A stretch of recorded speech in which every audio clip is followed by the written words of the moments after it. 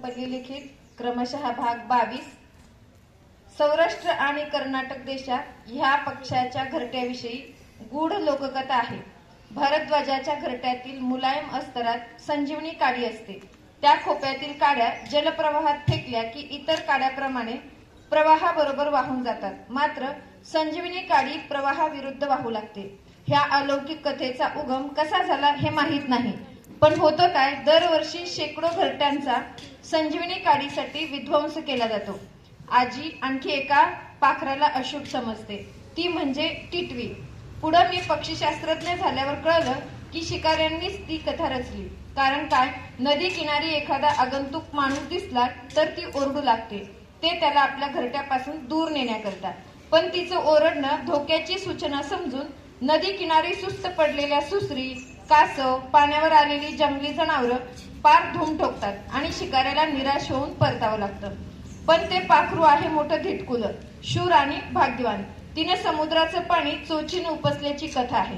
तसंच ज्याला देव तारी त्याला कोण मारी या कथेत महाभारताच्या युद्धभूमीवरील हत्तीच्या खाली पडलेल्या घंटेखालून टिटवीची पिलं बाहेर येतात, तर टिटवी आपले दोन्ही पाय आभाळाकडे करून झोपी जाते। बिचारी आपल्या पायाच्या आधारे सारं आभाळ पेलवते, अशी तिची भ्रामक समजूत। माझा मामा तर आयुष्यभर तिच्या घरट्यात असलेल्या परिसाचा शोध घेत भटकत आहे।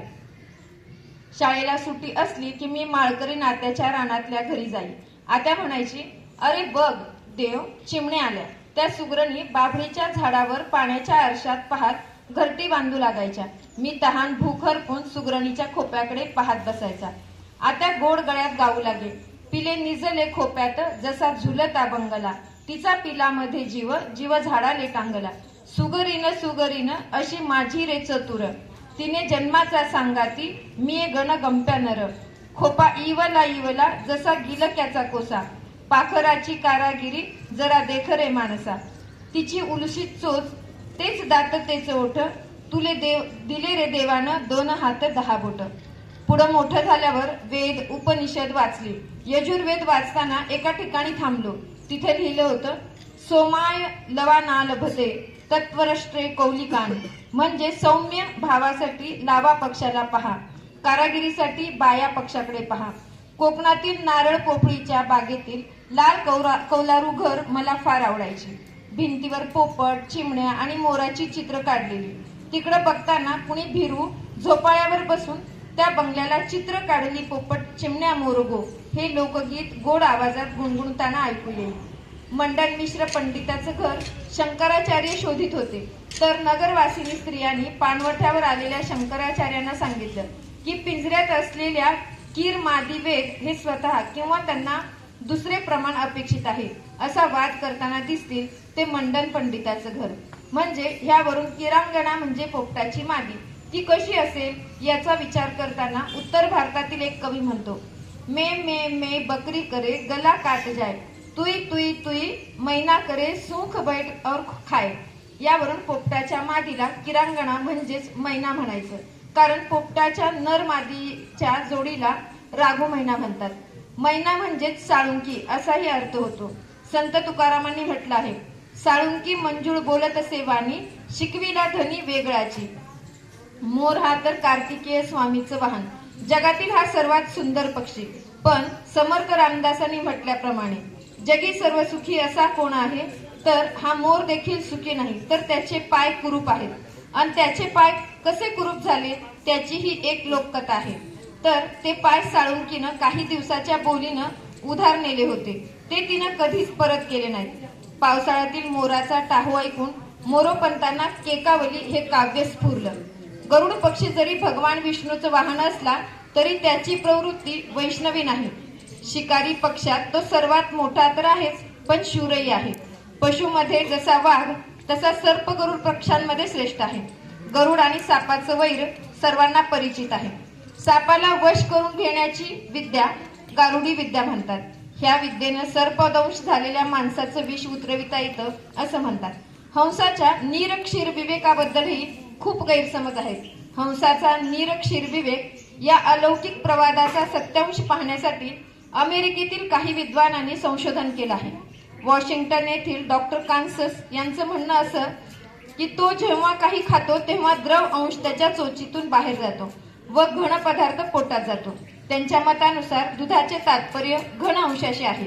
दुसरे विद्वान हार्वर्ड विद्यापीठातील प्राध्यापक लॉंगमन यांनी या प्रवादावर संशोधन करण्याकरता भारतातून अनेक हंस मागवून घेतले.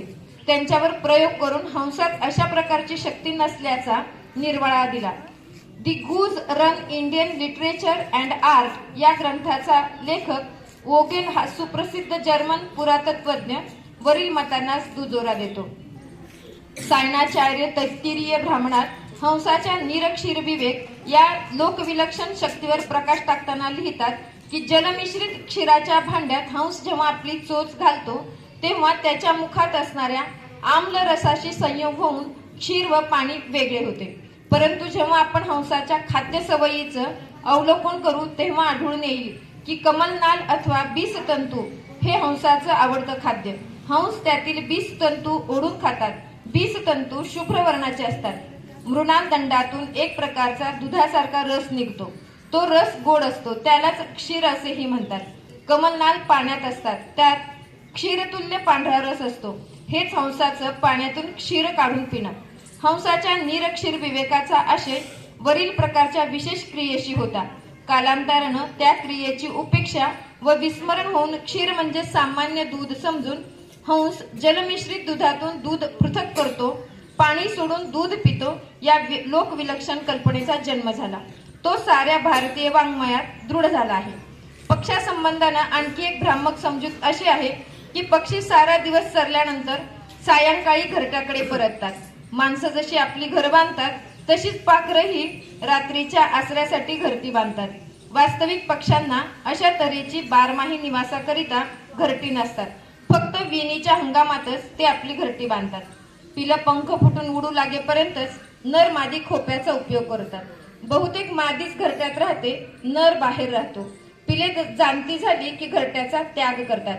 नंतर ते चुकूनही त्या कोटाराकडे जात नाहीत. वास्तविक रात्रीच्या वेळी पक्षी वृक्षांच्या व पर्वताच्या कडेकपारीच्या आश्रयाने राहतात. परंतु असा कुठलाही पक्षी नाही जो फक्त रात्र घालविण्याकरता घरट्याचा आसरा घेतो. माणसाप्रमाणे पक्ष्यांना आपल्या घरट्याबद्दल प्रेम व मोह असत नाही. त्यामुळं एका कवीनं केलेलं सायंकाळचं वर्णन बघ पाखरे गेली कोटरी केवळ काल्पनिक म्हणावं लागेल. पिलाला माणसाच्या हाताचा स्पर्श झाल्यावर अथवा ते घरट्याबाहेर पडल्यावर चिमणी त्याचा स्वीकार करत नाही. हे देखील आपली भ्रामक समजूत आहे. पाखरं आपल्या शावकांना ओळखतात काय? निश्चितच ते ओळखत असणार, परंतु ह्यासाठी ठोस पुरावा उपलब्ध होऊ शकला नाही. पक्षी आपल्या अंड्यापेक्षा घरटं अधिक ओळखतात.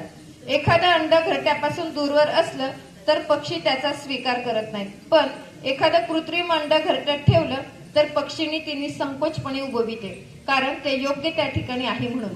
हाच नियम घरट्यातील पिलांनाही लागू पडतो. जी पिलं घरट्यात असतात त्यांचं संगोपन केलं जातं. जर ते घरट्याबाहेर पडलं तर त्याच्याकडे दुर्लक्ष केलं जातं. त्याला ओळखलं जात नाही, कारण ते योग्य त्या ठिकाणी नाही म्हणून. ह्याचमुळं चिमणीचं एखादं पिल्लू घरट्याबाहेर पडलं तर चिमणी त्याचा स्वीकार करीत नाही, कारण ती त्याला ओळखत नाही. धन्यवाद.